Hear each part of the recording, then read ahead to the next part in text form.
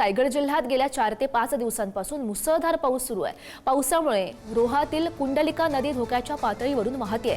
जुन्या पुलाला पाणी ठेकलंय। नागोठण्यामधील अंबा नदी ही इशारा पातळीवर आली आहे। सध्या वाहतूक सुरू असली तरी काही सखल भागांमध्ये पाणी शिरलंय। जिल्ह्यात पावसाचा रेड अलर्ट जारी करण्यात आलाय। नागरिकांना सतर्क राहण्याचं आवाहन करण्यात आलंय। गेले 3 ते 4 दिवस रायगडमध्ये मुसळधार पाऊस पडत आहे आणि अशातच मी रायगडच्या रोहा कुंडलिका नदी या ठिकाणी उभा आहे। पाहिलं तर संपूर्ण कुंडलिका नदी ही दुथडी भरून वाहत आहे आणि आता ही धोक्याच्या पातळीवर वाहत आहे। अशातच काल रात्रीपासून संपूर्ण डोंगर माथ्यावर बऱ्याच मुसळधार पाऊस पडत असल्या कारणाने वरचा भुवनेश्वर असेल किंवा हा खालचा जो सकल भाग आहे या ठिकाणी पाणी साचलेलं आपल्याला पाहायला मिळतं। एकंदर पाहिलं तर हा जो संपूर्ण रोहा कुंडलिकाचा महत्त्वाचे दोन्ही पूल आहेत। या ठिकाणी हा सुरक्षेच्या दृष्टिकोनातून हा संपूर्ण खालचा पूल आहे तो रोहा नगर परिषद रोहा पोलीस स्टेशनच्या माध्यमातून बंद करण्यात आला वाहतुकीसाठी। तर वरील पूल जो आहे तो सध्या वाहतुकी सध्या सुरळीत असल्याचं आपल्याला पाहायला मिळत आहे।